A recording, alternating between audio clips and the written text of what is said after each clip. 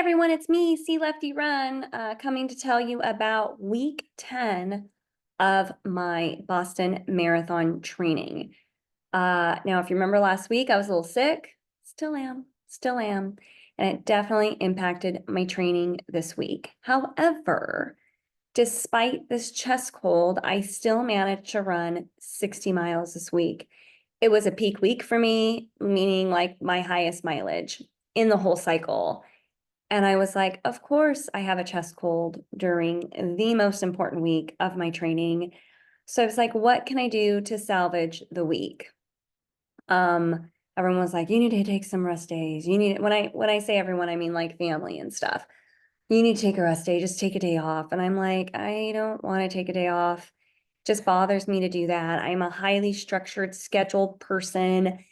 If I would have taken a day off, I would have been like, gosh darn it, you should have ran. Why didn't you run? Like that would have gone on in my head. Like if you're a marathon runner, any type of endurance runner, like you're kind of neurotic in that way. And I continued to run and I didn't feel like I was getting worse. So anyway, I got the 60 miles in. Let's just say that. So I'm going to go over the week with you. Sunday I ran 6 at a 9:56 pace and my heart rate was a 136. Sunday was when it really started coming to a head. Saturday before I ran 15 miles and I was like, oh God, should I have done that? So yeah, Sunday, and I slept for 5 hours during the day after the 6-mile run, which I am not a napper. I can't nap to save my life. So the fact that I slept for like 5 hours after says something. And then I was going to bed that evening. And I was laying in bed. I was like, I can't go to work tomorrow. I feel awful. And it's one thing to like teach and be sick. It's a whole other thing to teach kindergarten and be sick because you got to be on and you can't be sick and teach kindergarten. That's the one con of teaching kindergarten is that there are other grades you can get away with where you're not feeling great and you can like give the kids a lot of independent work and just kind of zone out for the day. That's not the case in kinder. So I got a sub. Monday, I still managed to muster 6 miles. This is what I'm talking about. I was still and at a 9:34 pace and my heart rate was a 134. So that's what was interesting is I was able to run easy and keep my heart rate relatively low. If my heart rate was spiking, I would not have ran. But because I know what my heart rate is, I was like, okay, as long as I can keep my heart rate under control and it's not skyrocketing, then I can just kind of go out and do these runs easy. Tuesday, I had 3 by 2 miles at 7:56 to 8:06 pace. And I was off Tuesday. And I was like, all right, well, I'm going to try. Like I would always try. I'm going to try and see how it goes. And if it's not great, I'm going to pull the plug. So, and mind you, like I'm blowing my nose, I'm coughing, like I'm bringing Kleenex with me. Like it's not a cute scene by any means. So I go out there Tuesday with every intention of doing this 10 miles. And yeah, it was an epic fail. So that I squashed the repeats and I kept looking at my watch, like 0.10. Okay, you're at 0.2. And I was like, this is ridiculous. You feel awful. You're hanging on for dear life. You know, when you first start running and like your lungs feel kind of like dry, like that's how they felt. It felt like I was a beginning runner and my lungs weren't used to it. So I pulled the plug. I did the mileage. I did the 10 miles. My average pace was a 9:08. My heart rate was a 142. So Wednesday, I had a much needed off day. Wednesday, I started to feel a bit better. Like I had some energy back. Of course, it aligns with my off day. So then I was like, am I feeling better because I took the day off? I don't know. Um, Thursday, I had a 13-mile workout with 10 miles that were supposed to be at goal marathon pace. Again, attempted. Went out and was like, let's see what I can do. Yeah, I was like 2 miles into it and it kept going too slow, too slow. Like normally my Garmin's like too fast, too fast. It's like too slow, too slow. And I was like, oh my God, I feel like I'm running a 7:10 pace. Like even if I accept these 8:20 paces that I'm running right now, I can't hold it for 10 miles. So why am I doing this to myself? So I kept having to ask myself, is it worth overdoing it for this? And my answer was no. So I was like, okay, just get the miles in, just get the miles in.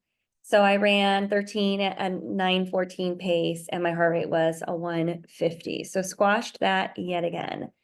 Friday I had an 8 easy. I had to work on Friday. Excuse me, see it's still there. I had to work on Friday. I had 8 miles. You know, I start work at 7:30. So I woke up at 4 and then like 8, did my Wordle, left the house around 4:50, ran 2.5 miles by myself, met my friend Stephanie, finished the 8. 10:02 was my average pace. My heart rate was a 129. So again, like heart rate staying relatively low. I'm just having trouble like breathing on the runs and I'm congested and I'm blowing my nose and I'm coughing and it's just Saturday I had 17 miles and it was like my easy range or whatever. No, my long run range and which is a 840 or something like that to a 911. So I was like, okay, what can I do? What can I do? I can do the 17. Why don't I add some hills?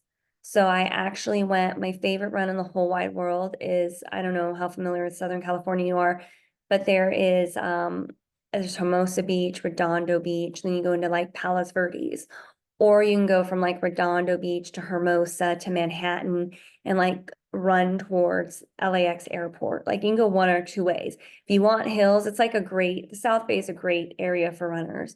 Because if you want hills, you got them. If you don't want hills, yeah, if you want hills and you're looking at the Redondo Beach Pier, you go left. If you don't want hills, you go right, or I should say you go south. If you want hills, you go south. If you don't want hills, you go north. So anyway, I wanted some hills. I started in Hermosa. It felt hard, like just even starting the run. And I think my paces at the beginning were like 9:30s. And I was like, yeah, the effort felt harder than it normally does. And so somehow, well, I ended up getting my pace down to a 9:10 overall. I started in Hermosa, ran to Redondo, through Torrance, up into Palos Verdes Estates to Ranchos Palos Verdes, and then ran back. It ended up being 17 miles. My average pace was a 9:10. My heart rate was a 145, and I got 800 feet of elevation. And took Kleenex, little thing of Kleenex, went through the whole thing, had my fuel, had my water, and I just thought I'm gonna enjoy it. I'm gonna do my best and see what happens. So that was week 10. My husband, oddly enough, not oddly enough, but he's training for a race called Baker to Vegas. He's in law enforcement. And he's never ran it before. We always go and volunteer, but he's never ran it. So if someone dropped out or something and he's like, oh my gosh, I have to run it. So he's been like training for like a month and like really committed to it. He's been running with my run club and like making friends there. I'm like, go on this run on this day, meet up with them. And so that's been motivating for him. And he's been enjoying that. And so he raced the Seal Beach 10K yesterday, hurt his hip. I'm not kidding. He's like limping today. And I was like, oh my gosh, because I hurt my hip at the Seal Beach Turkey Trot. It's nothing with Seal Beach. It's just funny that it's super flat, like there's no, but it's just funny that we both hurt our hip in Seal Beach. And so fortunately, I know all the tricks for the hip. And yeah, he just went to our friend's house. It was like a cold plunge. And I set him up with my chiropractor tomorrow. And I'm trying to tell him, I was like, don't just not do anything. I'm not saying go out for a run, but you got to do like active recovery, like do the elliptical, take the dog for a walk. You got to like keep things moving so it'll heal. I found with my hip, when I just totally rested, it would get worse. So anyway, we're supposed to go to Vegas this weekend, which means I'm gonna have to modify this week coming up. So again, it just stinks that I didn't have a great week last week. And then this week I have to modify because of Vegas. So what I think I'm going to do is I'm going to run easy tomorrow. And I'm still like, I still have this cold thing. Run easy tomorrow, run easy Tuesday, Wednesday is normally my rest day. I'm gonna do my hill workout on Wednesday. I have 4 minutes uphill, I think 3 or 4 times maybe. 4 times 4. Maybe it's 4 times 5. I don't know. That uphill workout. I'm gonna do that on Wednesday, rest Thursday, long run Friday. But on my long run, I'm gonna include my marathon paced work that I normally do on Thursdays. I'm gonna put that into my long run on Friday. And then I'm gonna run long with the hills on Wednesday. So, and then Saturday, Sunday, Monday, I'll do my regular mileage easy, and then I'll be back on the program Tuesday. So that's how I modify. I mean, what am I supposed to do? Like, I have to go to Vegas and watch him run. Hopefully he's able to run. So fingers crossed. We'll see. But he comes to all my marathons. I'm just gonna be like, no, have fun, good luck. I gotta go. I gotta go. You gotta do things. I don't think it's gonna kill me. I've been running for a long time. Not just with this cycle, but I've been in marathon training for a long time. So anyway, as I approach week 11, I don't know. I don't know how I'm feeling about Boston. You know, I want to go sub 340. Garmin says I'll go 344 right now. I don't know. I have really no idea. I'm proud of the work I've done. There's nothing more I could do. I did the best I could, and that's all I can do. If it happens, great. If not, oh well. I will finish. That I know. I was like, this week, this cold, this whole thing, I was like, man, if I can run through this, I can get 60 miles in this week feeling like this, I can get through anything. Like, it was confidence building in that regard. So yeah, we'll see. Hopefully I'm able to hit my marathon paces next week. I'll let you know in week 11. But now my confidence, I'm wondering, you know, is my fitness hiding under this cold? Or can I just not do it? But it's silly for me to think that I can't do it because I've been hitting these paces for, you know, the other 9 weeks of the plan. So why all of a sudden this week I can't hit them? Well, it's because I haven't been feeling good. My body's like, no, girl, good try. You're cute. Try again later when we're feeling better. Look, we'll give you the miles. This is my body. We'll give you the miles. But you're asking for too much if now you're asking us to push the pace. So anyway, I think at the end of the day, mileage is king. And yeah. Then for Berlin, I've got Berlin in September, and I'm like, I'm just in that place where I'm like, they're kind of back to back, in my opinion. I might do like a 5-day cycle for Berlin because this cycle I've been kind of feeling like, God, it'd be nice to not have to run on Sundays. So, and I love a 12-week cycle. Even 14 weeks feels long. I have marathonitis right now, like senioritis, but for marathons. I just want to be done, get to race day, but I still have, you know, some weeks left. So that's why I'm like, I think a 12-week plan would be perfect. I think I have a strong enough base to where I could pull off a 12-week plan. And hey, I'll try it and see what happens. I got nothing to lose. Just kind of trying different things. Like, I'd like to try a marathon once and not wear a watch and just see what happens. See what happens when I run it totally based on feel and I have no idea what I'm doing. I'm gonna try it one day. You wait and see. All right, well, happy training to you.